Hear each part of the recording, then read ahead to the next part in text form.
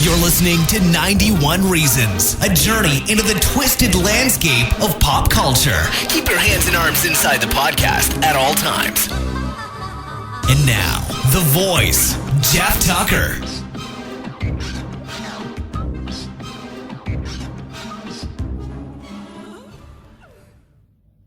You've joined me once again in the car.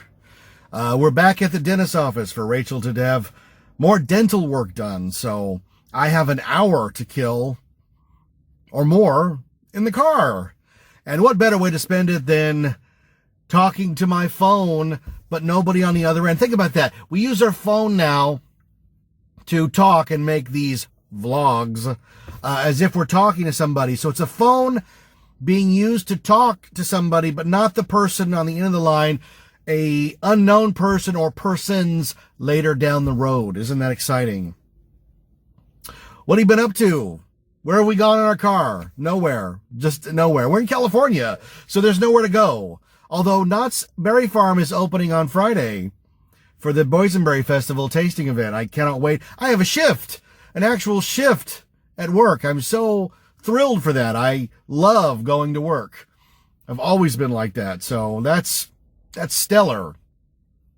Now, I've talked on this show extensively about Morrissey and the Smiths and how I was dating a girl and we double dated and they played the Smiths on the radio and I had to know what that was. And after that, I was hooked.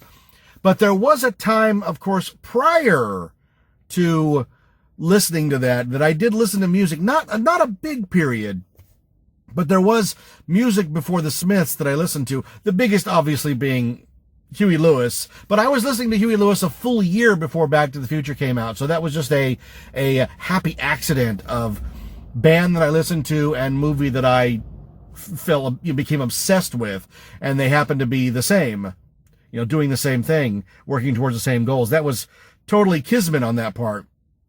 But there was another group that I don't think I've ever talked about on this show, and that is in 1985.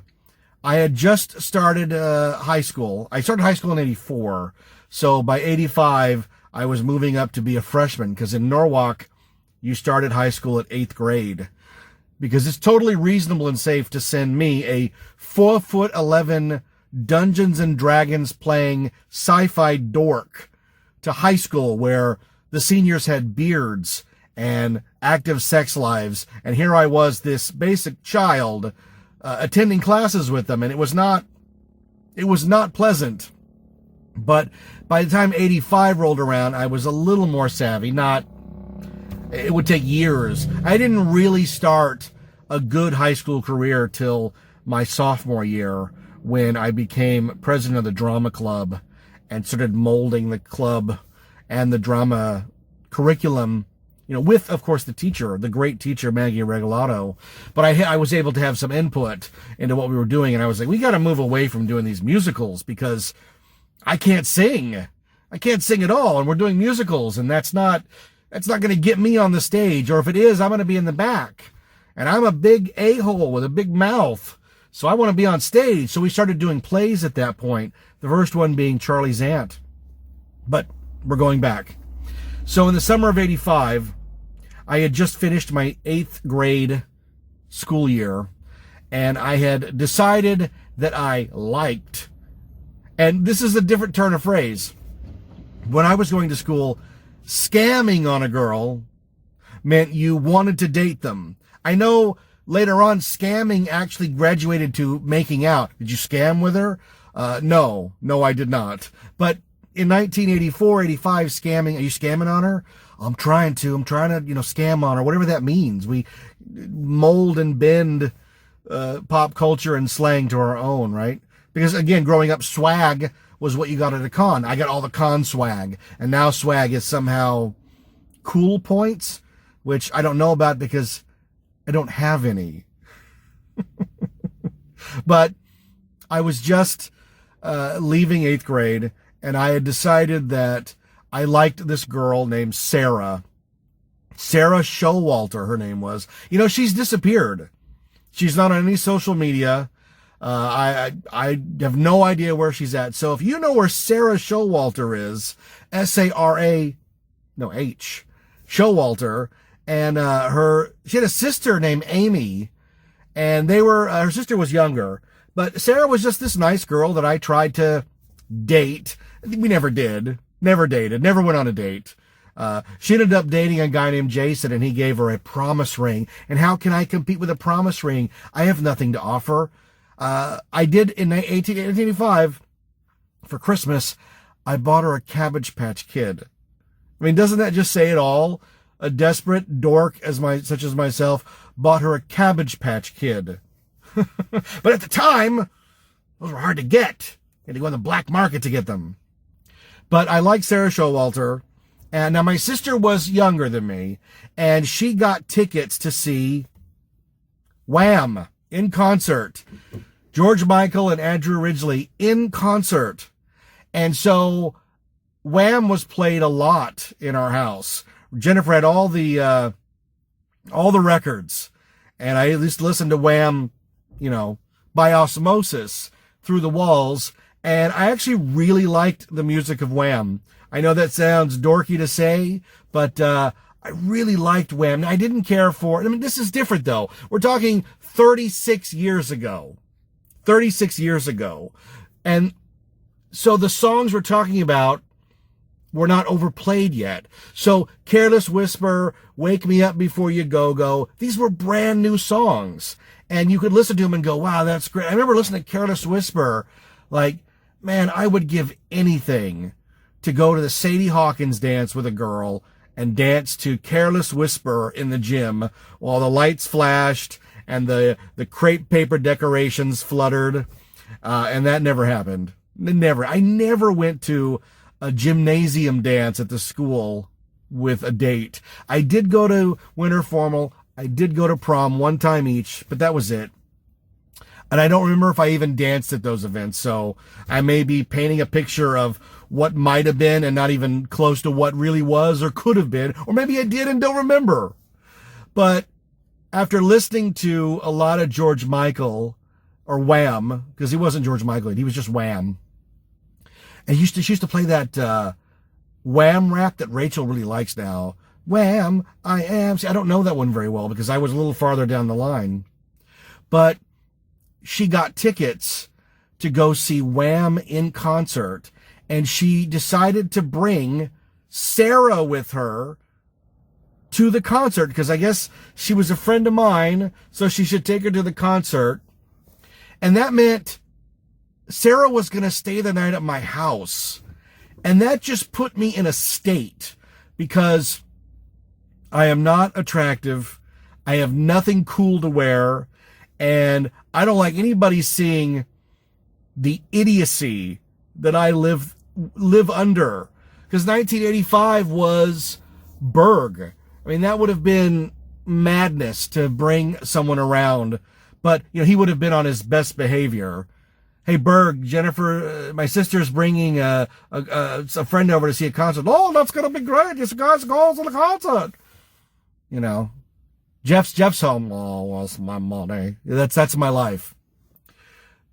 Having someone from high school over is usually like a fun thing, but having Sarah over put me in a state. And that whole thing goes in the blender of the beginning of Wham and liking that music and really liking their other hits. And Rachel always yells because she's like, you like those trendy rah-rah hits. But it's funny because as of now in 2021, they only play Careless Whisper and Wake Me Up Before You Go by Wham. And then during Christmas, obviously, last Christmas. That's it. You'd think Wham had 3 hits. They had so many more. And my favorite Wham song is Freedom. And on YouTube, there's a 6-minute version that I will put on when I'm writing, I don't want your freedom. I think that's a great song. And I'm Your Man. I think Wham's great. I have an unabashed affection for that band. There's nothing wrong with disposable bubblegum pop. There just isn't. NSYNC, Britney Spears, New Kids on the Block, Christina Aguilera, all of the poppy bubblegum hits have their place. And a lot of bubblegum hits somehow get moved to legitimate hits later in life. And I think that's what happened with Careless Whisper. Wake Me Up Before You Go that's bubblegum at its tip-top finest. But I'm Your Man and Freedom are fantastic songs. Now, my sister moved away from Wham and moved on to the cool music. Depeche Mode, Susie and the Banshees, Missing Persons, Till Tuesday, all of those bands in the right after 85, and we're moving into 86, 87. And I was watching Andrew Ridgeley give an interview right before the pandemic, and he was talking about remembering George Michael, and he said that him and George had sat down and they knew that Wham only had a limited shelf life. He said, how long were we going to be the teeny bopper good time guys? So we decided to get out while the getting was good. And you know what? I had never even considered that, because I was always under the impression that these rock bands, pop bands, duos, solo artists, that they were in it for as long as they could write it. And as long as they were making money, they were still going to churn out music. But that's not the case with some of them. And Andrew Ridgeley was very honest in saying they knew that it wasn't going to last long, so they decided to just end it before they looked silly. And, oh my God, big respect to a guy for saying that. Imagine if Elvis had retired after the 68 comeback special. Have you ever seen the 68 comeback special? He looks astounding. He looks like a Greek god in that black leather singing all the greatest hits.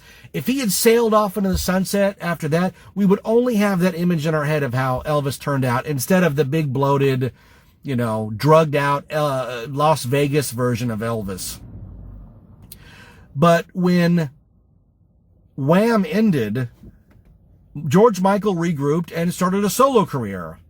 And that's when my love of George Michael just went through the roof. I loved the album Faith. I thought Faith was an astounding album. This is, again, pre-Smiths, late teen Depression era Jeff, who wore a black trench coat and sometimes a fedora and was basically, telling women, stay away from me. I am happy in my misery. Which was the opposite of what I was trying to do. Maybe if I'd stuck with George Michael, I would have had better luck with women, because they would have said, look, that guy's fun, as opposed to, oh my God, does he have a weapon? But I loved Faith. The song Faith is great. The church organ opening, father figure, you were kissing a fool. I Want Your Sex, I Want Your Sex Part 2, I Want Your Sex Part 3. All of Faith is a great... It's one of the few albums from that era you can put on and just leave. You're going to deal with a couple of wonky ones, because especially I Want Your Sex Part 2 and Part 3 are very weird songs. And I think I've talked very briefly on another episode that I Want Your Sex 1, 2, and 3 tell a story of this guy wanting to sleep with this person, and by the end, he's out of patience, and he's decided to get the person drunk. And I say person because we all know that George Michael came out as gay, which is, again, alien to me, because I remember watching him in the 80s and thinking, if I look like that, I could get any girl that I wanted. Oh my God, he's one of the most beautiful men ever. It didn't even occur to me, because you don't care about it. I've never cared about the sexuality of the people I admire. They're just people to me. They're just people. They're just amazing artists. But we all know George Michael had some demons. He really did. But by the end of I Want Your Sex Part 3, the person's getting drunk and he's waiting for that gin and tonic to go to your head. And I played Faith ad nauseum in the first car that I drove around with the cassette. It would click over to the next side and just start again, and then click over to the next side, and then just start again. And it culminated in I went and saw George Michael in concert. Once again, it involves a stupid story about a girl. I was dating a girl very briefly. It did not go anywhere. And it's totally my fault. I had no idea how to deal with women, as if I know now, right? But I had no idea how to deal with women, or how to talk to women, or engage with women, or, what women want. Oh my God, I had no clue. So whenever I was around this girl that I dated, I would just shut down, like, automaton. Maybe she'll open the conversation and talk to me, because I don't know what to say. But I remember telling her, hey, I got tickets in November for George Michael concert. Oh my God, the Faith Tour. He's going to wear the jacket. He's going to have the stubble. He's going to have the cross earring on the gold hoop. And remember, I do have my ear pierced so I can look like George Michael. Like I looked anything like George Michael in my dreams. But I told her, we're going to go to the concert in November. And I think somewhere in my psyche, I thought, this is going to keep her my girlfriend until November. And it was like May. Oh my God, this is the perfect plan. And then, of course, she broke up with me because I deserved it. I was a complete dumbass when it came to women. What was she going to do with a dumbass like me? Just sit and stare at me as I stared off at the floor? I hope she talks to me. Oh my God, what do I do? So she ran for the hills, and rightfully so. There's a guy walking by my car. I think he was very interested in what I was doing in here. There he goes. You can see him in the back. He didn't stop, though, thankfully. No, she broke up with me, and she wasn't going to the concert with me. And me, as dumb as I am, thought, well, now what am I going to do? How am I going to go to the concert? I got tickets for George Michael. So I know what you're thinking. Jeff, you had a choice of any girl. Who wouldn't want to go see George Michael? You're totally right. I should ask any girl in high school and go, I have 2 tickets to George Michael at the Forum. 2 tickets. And instead, I asked my friend Terry. And Terry and I went and saw George Michael, which I think I've talked on the show before. I had a friend named Terry who was one of the star football players, one of the coolest guys in school. He did drama with me. He was in the first play that I ever wrote, Party Line. We hung out all the time. We went all kinds of places together. We used to hang out at parties while he drank wine coolers. I have a picture somewhere of Terry completely drunk holding my Pepsi and me completely sober holding his wine cooler. And I remember back in the day, I would just ask Terry all the time, what are you doing? Why are you wasting your time with a dork like me? And I can't speak for Terry, but I think the answer was he liked that I didn't give a crap, that I didn't care what people thought. I had a mouth. I stood up to people. I didn't care if a guy wanted to kick my ass. It never even occurred to me that I should kowtow to anybody. The only spot in high school that I was completely an idiot was women. I just shut down because I never got any signals. I didn't know how to send signals. I didn't know how to receive signals.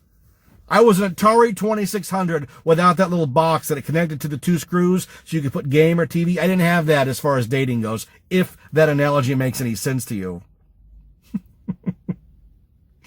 Terry and I went and saw George Michael at the Forum. It was a fantastic concert. He sang all his hits. My only complaint was that during Faith, he did it as a sing-along. Like, he brought out the jukebox. They brought out the jacket. They brought out the guitar. And he made a big deal of, like, reenacting the video moment. But then he would go, I guess it would be nice. And then he'd point and he'd go, if I could touch your body, I know. And then there's something weird about that. Like, I know he enjoys it and we're enjoying it because he's enjoying it. But, we paid a lot of money to hear him sing. But he did do my favorite George Michael song, which is Monkey, which as far as the radio's concerned, doesn't even exist. Why can't you do it? Why can't you set your monkey free? And it's about drug abuse. Had a video that had heavy play on MTV and radio play, and now it's just non-existent. You know, they play very little of George Michael's solo stuff. They play Faith, and sometimes they play Father Figure, but that's really about it. You know, I did a show once called Who Controls the 80s about why these bands only get one or two songs out of a whole roster of hits. And I find that fascinating. Just fascinating that no one will play. And I'm not talking about deep cuts, because Jim Ladd used to play deep cuts on KLOS, and he'd play songs that were never intended to be radio songs. But legitimate songs that were released as singles, released as 45s, released as Ka-singles, remember Ka-singles? They don't play them on the radio. We had a great time at the George Michael concert and got to hear all his hits. And I'll never forget that I bought a t-shirt in the lobby. I was very excited to get my George Michael t-shirt. It was not his picture. It was a generic shirt of just text written in the font of the album. And this is so ridiculous. The shirt said, on the front it said, George Michael, I want your sex, small. And on the back in big letters it said, explore monogamy, which is what he's writing on the model's leg in lipstick in the video.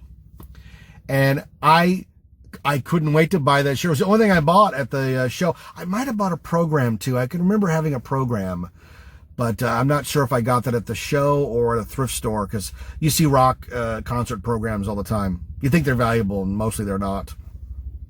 But I got, this is where the stories take you, my friends. They take you all around the block here. I got home that night from the concert, having had a great time seeing George Michael live in concert, and I had the wrong t-shirt.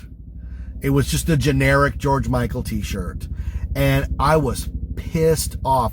Why I didn't look at the t-shirt at the show, I'll never know. I'll never know the answer to that. But I had to go back. I couldn't just, you know what? I take it back. I'm going to say, instead of having the wrong shirt, it was the wrong size. Because that seems more plausible, doesn't it? That I wouldn't have even unfurled the shirt at the concert and saw, well, this is the wrong shirt. But I know that for the story to make any sense, I had to go back to the Forum the next day. There was a concert the next day, so I went very early. Okay, this is so stupid.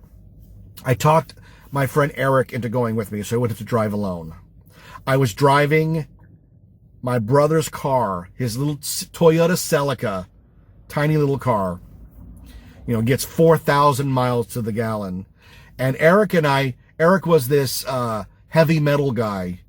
Another guy that really had no business hanging around with a dork like me. You know, not that Eric was the epitome of coolness. I mean, not like Terry being a football player and having women throw themselves at him, which they did.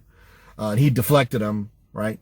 But Eric was a heavy metal guy. What's he doing? We're going to the Forum to exchange a George Michael shirt. Need I say more than that for the story not to make any sense? I sweet-talked my way past the booth, if there was even anybody at the booth, got all the way to the Forum, walked around the Forum until I found somebody, and I said, look, I was at the concert last night, and I bought a shirt, and I need to exchange it. And I know the guy looked at me like, are you stupid? You drove all the way back here for what? I got the shirt. I know I got the shirt because I actually have a picture of me wearing the shirt, the Explore Monogamy shirt that I wore to a rehearsal of shows. This is the most ridiculous thing ever, that I think that if looking back, if I had to guess, I thought the shirt was edgy. Like, this is going to cause women to just go, oh my God, he likes George Michael and his shirt has a pseudo-sexual message. You know, it said explore monogamy on it, as if there was any option for me to sleep around, much less with one person. I know the word of the day is cringe. Oh, I looked at it and I cringed. Back when I was in high school, the word was douche chills. Oh my God, I got douche chills for that guy acting like a jerk off. And sometimes when I see that picture of me wearing that Explore Monogamy shirt, I just go, what was I thinking? Oh my God, I was so... And you have to put the whole picture together, folks. The Explore Monogamy shirt, the mullet, the really extreme long mullet, and the earring. You gotta have the earring. And I didn't wear a cool cross. I wore a black heart for a while, and then I wore a penny. Rachel hates that. When she met me, I was wearing a penny, like a little tiny penny in my ear. What? I want to beat myself up. I want to do like Bill and Ted, get a time machine, go back in time, and hurt myself and go, what are you doing, man? But remember, I did all that, and it caused people to admire me, I guess, because I didn't give a crap. And boy, did I not give a crap. Because if you pair the Explore Monogamy shirt, the mullet, the earring, the non-shaven, because I couldn't afford a lot of razors, and I couldn't grow a beard. This is the first time in my life ever I've had any kind of facial hair that actually doesn't look like I'm an inbred hillbilly from Chattanooga, which I might be. But you have to also add in the scraggly sort of half beard thing. And then the piece de la resistance is, of course, either the knee-high moccasins that I wore or the knee-high Converse that were supposed to be worn folded down, but I wore folded up because I was completely stupid. So I get the t-shirt returned, exchanged. Eric and I drive home. I drop Eric off. I can remember it vividly. I drop Eric off. I pull out of Eric's neighborhood, which is just down the street from my house. And boom, I get hit by a car. A truck just barreled right over the hood of the car. Clang, clang, and knocked the car back. And I sat there for a long moment thinking, I should have just kept the shirt. Oh no, I'm in such trouble. And it turned out it was a guy driving his work truck who sideswiped me. And before I could even do anything, he was out of his car.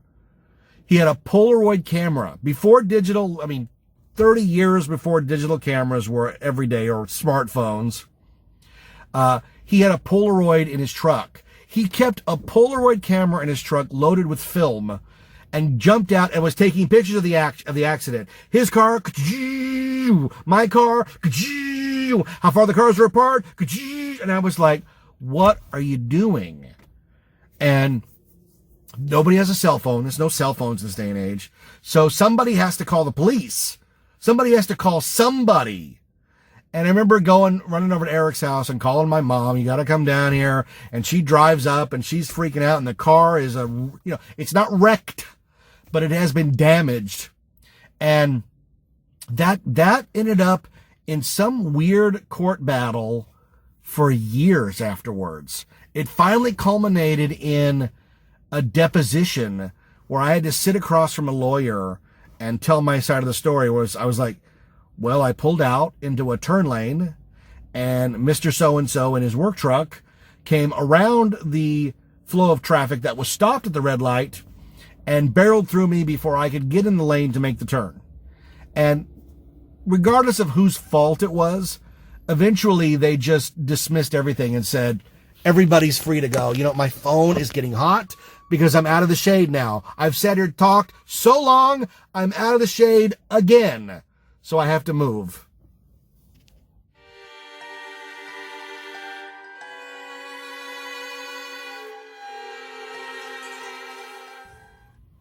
All right, I'm back. I had to move the car again. I'm in the shade again, so we're doing better. I know what you're thinking. Jeff, you should just go behind the building where they have special stalls you can park in, and those will be shaded the whole time. Ah, but they're very scary. You know that scene in Casino where Sharon Stone meets De Niro, and he's like, yeah, some coats in there. Go down in there. And she looks down the aisle, and she's like, you can see in her face, if I go down there, I am dead. And he's like, no, go ahead. Go ahead. And she goes, she takes off, and he just sort of gives this look, and you're never really certain what was going to happen if she went down there. That's what would happen if I tried to park in those parking spaces that are covered. No. There's graffiti, and I saw a guy sleeping there once, and the last thing I need is somebody coming in when I'm doing this show, because this is already dorky enough, a guy sitting and talking in his car. I don't need anybody else to help me be this dorky. Well, the court case dragged on for years. I gave the deposition, and then it just sort of went away. I don't remember ever giving any money to the deposition, to the other party about his truck. I think eventually the company he worked for just said, we're just going to eat it. Let bygones be bygones. We can't figure out who's at fault, and just end it. But none of that would have happened if I'd have just stuck with whatever shirt I got, whether it was the wrong design or the wrong size. But then I wouldn't have this great story of my Explore Monogamy shirt almost getting me killed. Give me a break. By this time, Morrissey has come into my life, and I'm sort of not listening to anything else. But a couple years later, George Michael released another song, Songs Without Prejudice Volume 1, and I bought it opening the first release day because I was such a big fan, and I was so ready for another album like Faith, full of just every kind of pop hit you can imagine. Pop hit, ballad, pop hit, ballad. Songs Without Prejudice, I think that's the name of it. I might be getting it wrong. It's been a while. I don't even own it anymore. Terrible album. It has one good song on it, Freedom 90. It's the only popular song from that album. It had a great video, directed by David Fincher, the great David Fincher. George Michael's not in it. It's all supermodels.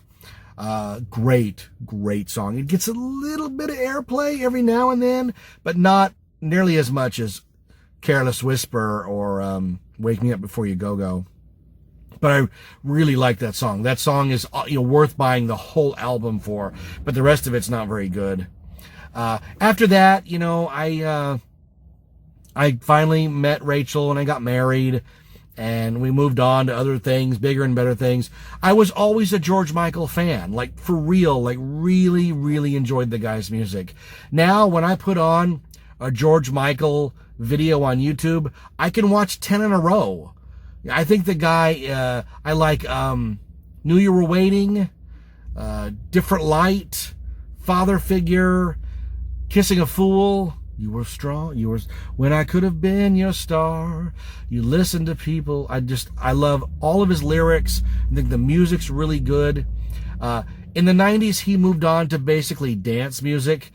You've ever seen the video where the model is wearing all of the rear view mirrors, and they're all so she can see herself at any place? I almost made one of those. But he moved on to dance music, which is not really my thing. I still followed him. And anytime he made TV appearances, I caught them because, again, a big fan. And, when he passed away a few years, he had that stupid business of he was in a bathroom with another guy or soliciting. He had his demons, It's hard to become that uber mega famous and not have some problems, because I've always said that I am the way I am by the word no. I am defined by the perimeters of my life, and I'm constantly pushing them out to make my life better, and that's what keeps me striving. You can't afford that. Work harder. Okay, I will work harder. You can't go there. You're not good enough. Okay, I will get better. But when you reach the level of a George Michael where there's no ever in your life, everything is yes, because you're one of the most famous people in the world. You were on We Are the World. You filled stadiums. You were one of the first pop groups to enter China. Wham did a lot. George Michael did even more. Andrew Ridgeley had a solo album and sort of There's a guy running down the street now. And now he's making punching noises in the street. I have to lock the door. I actually have to lock the door because I don't know what this man is doing. Now he's in the middle of the street and he's bopping his arms and he's fighting with somebody that's not. And, take a look. Look, there's no break from the craziness here in California. That man right there, now he's throwing stuff. No dull moments here, man. He was shadow boxing in the street with nobody. And he's going to get behind the wheel of that van. Now, when he pulled in really abruptly, which I just thought, well, maybe he was gunning for that spot. But not the case. Look at the craziness here in California. We are living in crazy town, man. Oh, my God. Crazy town. If he comes back, well, I have to lock the doors. I have locked the doors. I am safely in my podcasting cocoon.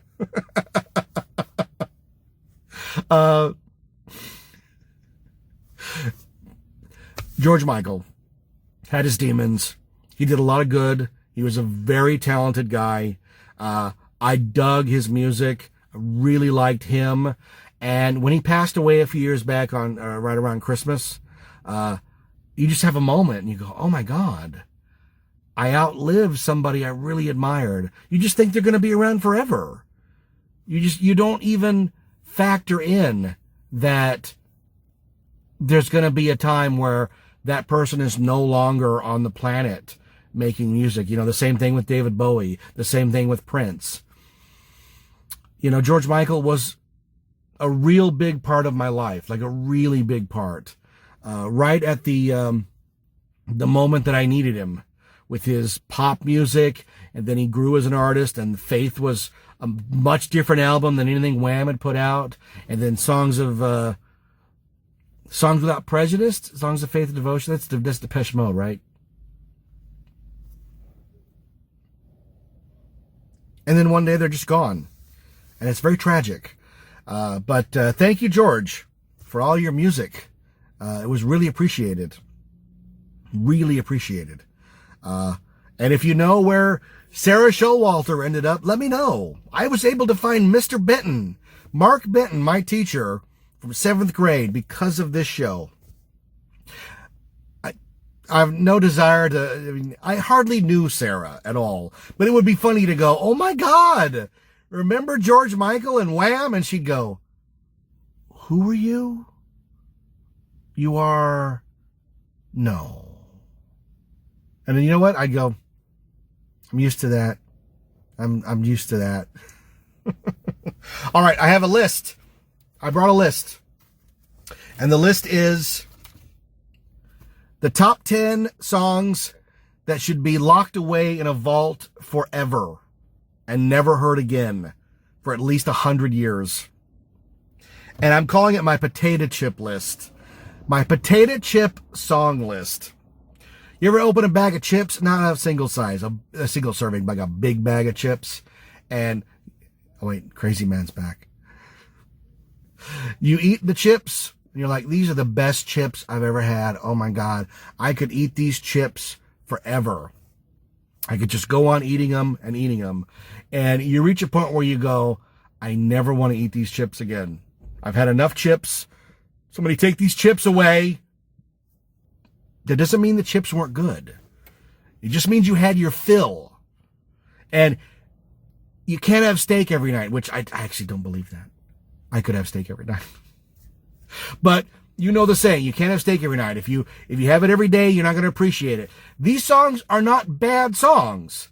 They're just completely, unbelievably overplayed as songs. I'm sorry, I'm distracted because Crazy Guy got in his van.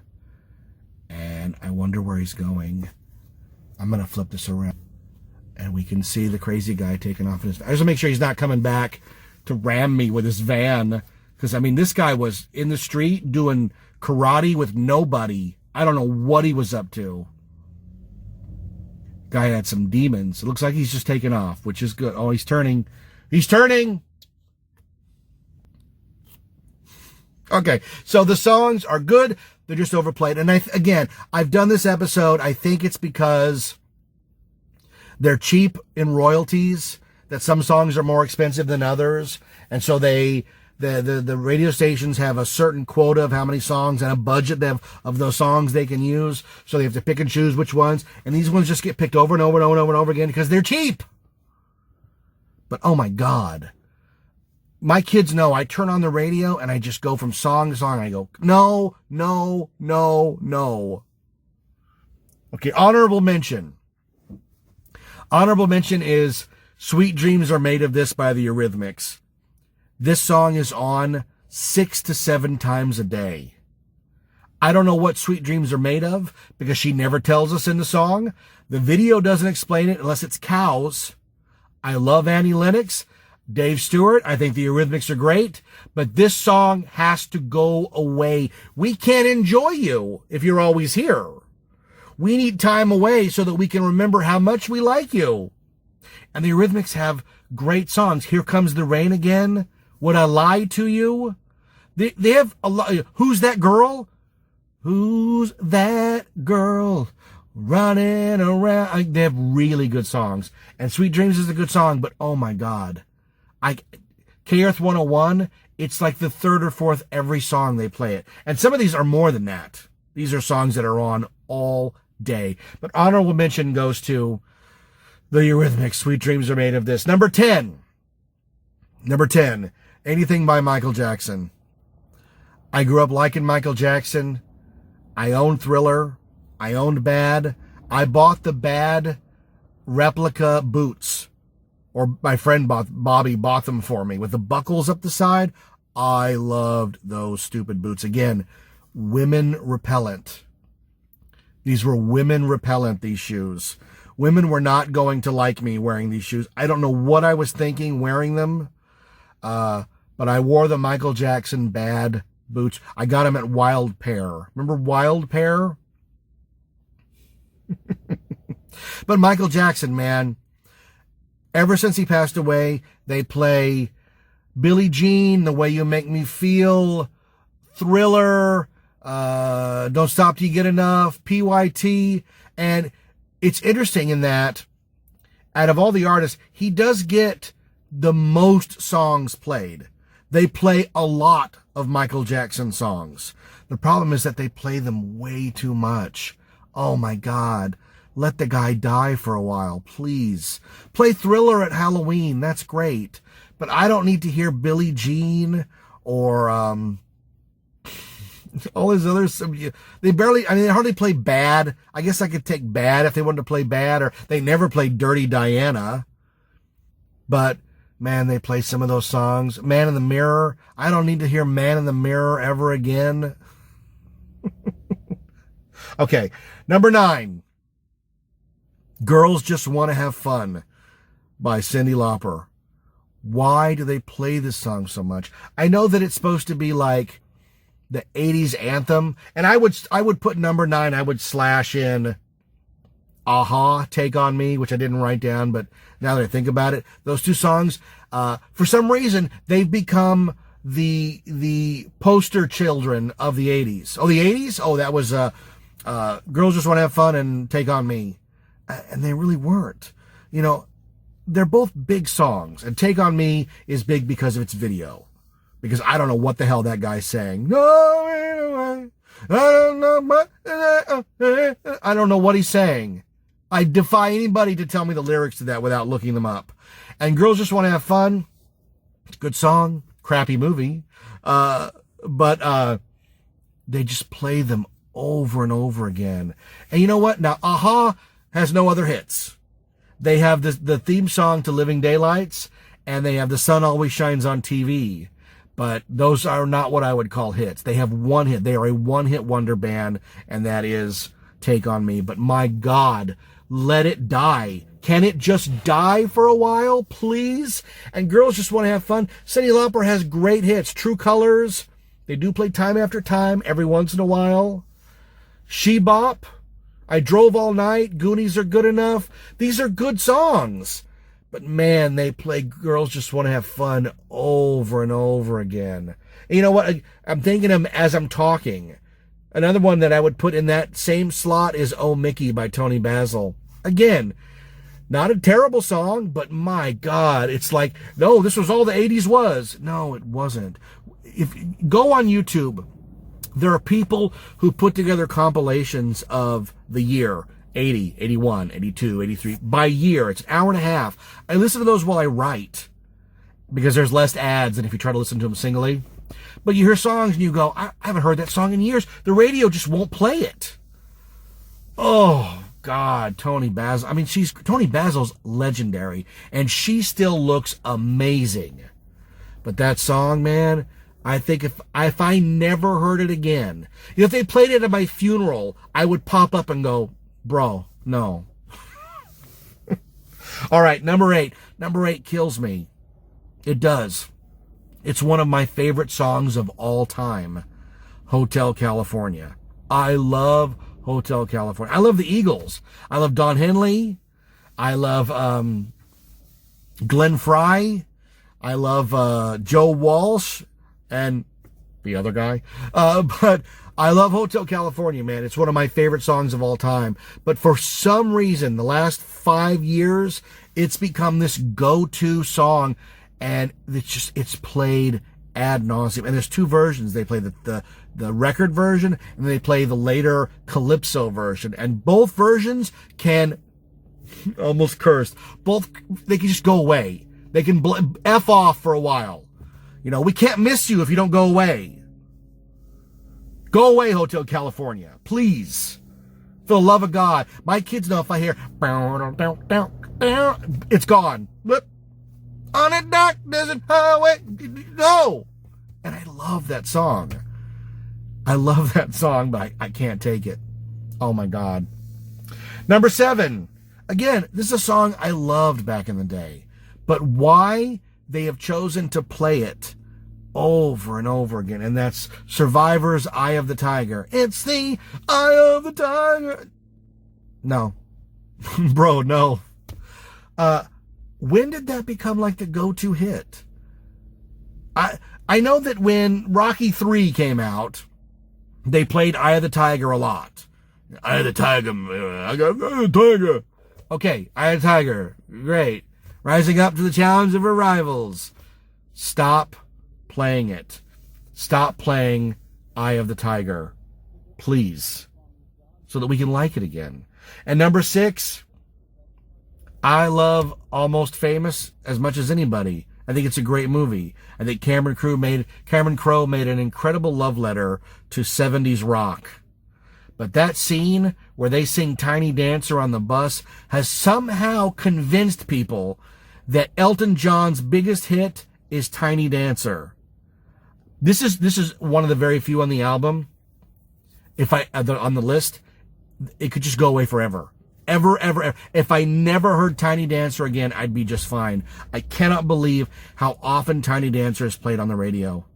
And Elton John arguably has 50 songs you could play on the radio. Goodbye Yellow Brick Road, Rocket Man, they played it every once in a while. Crocodile Rock, Benny and the Jets, Little Word in Spanish, Your Song. This guy has some of the greatest songs ever entered a person's ear. Elton John. Whatever reason, and I think it's that movie's fault. You'll see, and that's a theme that we'll see coming up.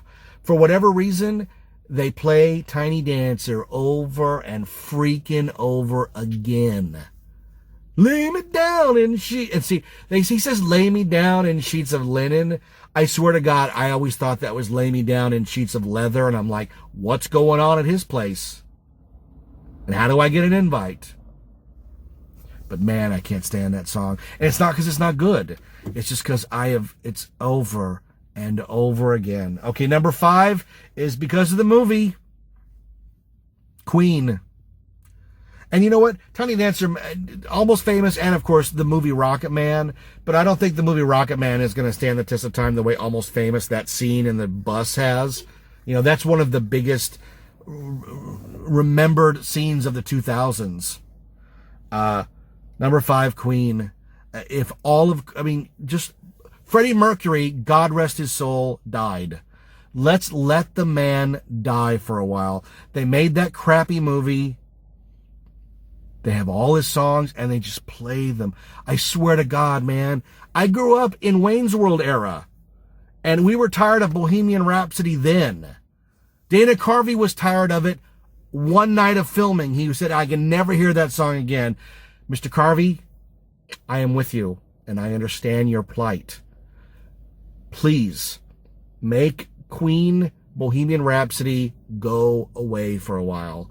Bohemian Rhapsody, Crazy Little Thing Called Love, We Are the Champions. And I know this pains people like, Jeff, those are great songs. Yeah, they're great songs. But they've overstayed their welcome. It's the next morning, and I'm calling them an Uber so they can leave. Mr. Mercury, your Uber is here. It's time to go. Number 4 is one of Rachel's favorite songs, but I swear to God, you can turn on the radio and hear Jesse's Girl at least 10 times a day by accident. Oh, there's Jesse is a friend. We get it. He must have made so much money off Jesse's Girl that anything else just seems superfluous. And you know, Rick Springfield has one of the largest mint-on-card Star Wars vintage collections in the world, which I would love to see. Can somebody do a report on that? Can make a YouTube video? I'd love to see what he has. I know Rod Stewart has one of the world's largest HO scale trains in the world as his hobby. But Rick Springfield collects Star Wars figures. But man, Jesse's Girl, and he had a couple of other songs. Rick Springfield had multiple albums. He had a pretty good career. You know, he was not a one-hit wonder. He had a movie, he had a career, but all they seem to do is play Jesse's Girl. That's it. He had one song that will now be entered into the books, and that's all you get, sir. And you're like, he had others, please. You want to call KRF 101? Hey, KRF 101, what can I play for you? No, it's an anti-request. I'm calling in an anti-request. An anti-request? Yes. Stop playing Jesse's Girl. Please. Thank you. Wouldn't that be? I should do that. I should call up and do anti-requests. Because number 3 would be way at the top. Number 3. Sweet Child of Mine by Guns N' Roses, man. Oh my God. This one I actually hate. I hate this song. I don't ever want to hear it again. I hear that guitar riff and I'm just the channel cannot change fast enough, you know. Remind me of childhood memories when I can't do it, man. And here's the joke. I don't know why they play it so much, other than, again, it must be cheap. Because growing up in the late 80s, they didn't play a lot of Guns N' Roses on the radio. KNAC might have played it a few times. Pirate Radio might have played it a few times. I mean, Pirate Radio would have been the place to hear Guns N' Roses. Scott Shannon, Pirate Radio. If you're not cranking it, you must be yanking it. Yeah, great. Remember Pirate Radio came on the air and we didn't know what it was, and they were commercial free for like 2 weeks, and we're like, they just keep playing music. Oh my God. It's like there's no commercials. It's like a real pirate radio. And then one day it's like, oh, it's all commercials. Oh, we were duped. But Sweet Child of Mine was never played that much back in the day. It just wasn't. So this retro nostalgia for it makes no sense to me. I have no nostalgia for this song. I never made out with a girl while it was on. I never drove my car around the streets of LA while it was on. Zero. I have zero affinity, and this is the one song on the whole list. I just wipe it away. You know? Call the guys from Eternal Sunshine of the Spotless Mind and wipe it from my memory. Number 2 is an entire band. Fleetwood Mac. I don't know when we decided that we needed to hear this much Fleetwood Mac, but I was never asked my opinion. Nobody ever called up and said, yeah, we're thinking of playing Fleetwood Mac all day. What do you think? And I'd be like, look, no. I'm going to help you out here. Free of charge. No. I hear Fleetwood Mac and I just want to, oh my God, I want to blow my brains out. I just do. Especially, I don't know if it's Stevie Nicks, because Stevie Nicks and they play them together. But that landslide song, I don't get it. I don't know what it's about.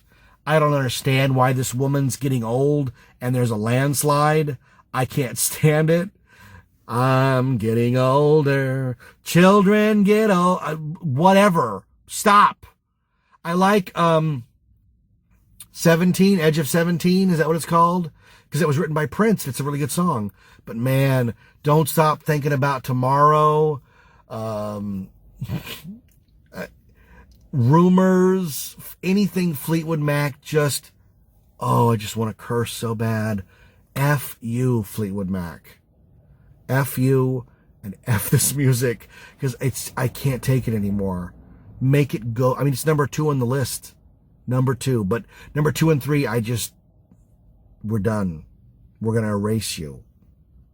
What does Salieri say when he puts the crucifix in the fire? I will block you. I will block you, Fleetwood Mac. And number 1 should not come as any surprise. What is the most played song on the radio?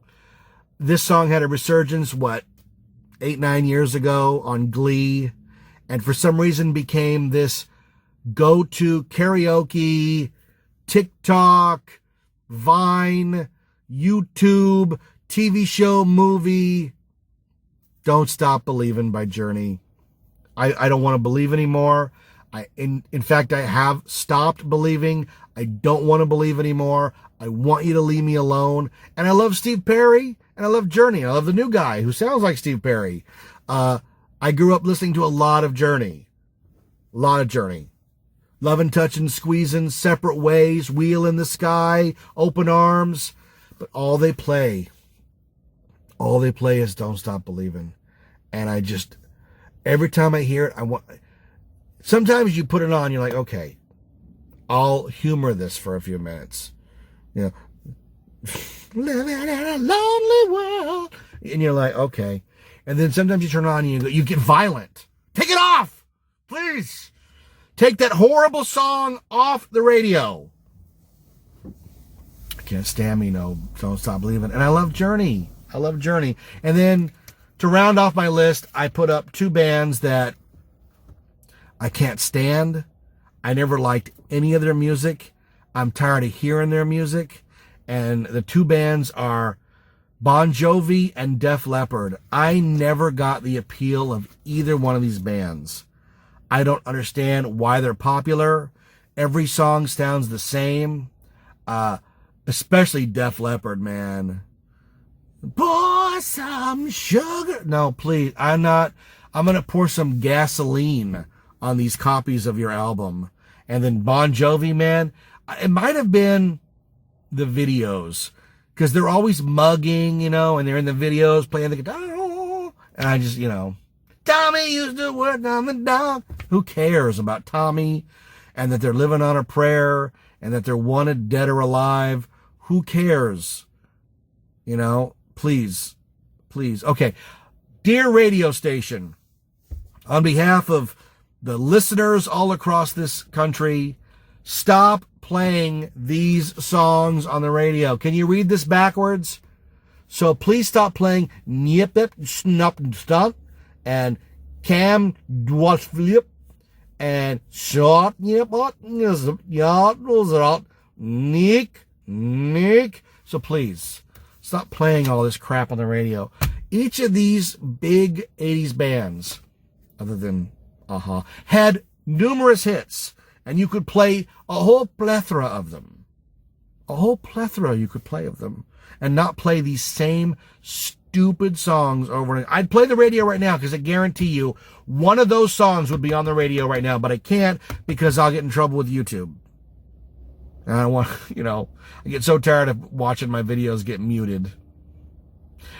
All right. I'm out of stuff to say. God bless you, George Michael. Thank you for making a few years of my life so great. I really enjoy that music. We missed you on planet Earth, and we hope that you and Prince and David Bowie are having a great time watching Judy Garland. Have you had enough of these car ones? Because this is all I can do right now, because I have nowhere in my house to record. Nowhere. Even if I go to the garage, someone will come out while I'm recording. And these shows only work if I talk directly to you. If there's somebody in my peripherals, I am too distracted to talk. Because my focus is on you. Isn't that great? Aren't you lucky? Aren't you great? Aren't you happy that I'm exploring monogamy in my podcast? Thanks to everyone who supports this show on Patreon. We couldn't do it without you. I mean, we just couldn't. Thank God you're here. We love you guys. The pandemic's thankfully coming to an end and things are opening up. And I'll see you at Knott's Berry Farm, where I have a shift this weekend. I'm Jeff Tucker, and this is the car version of 91 Reasons.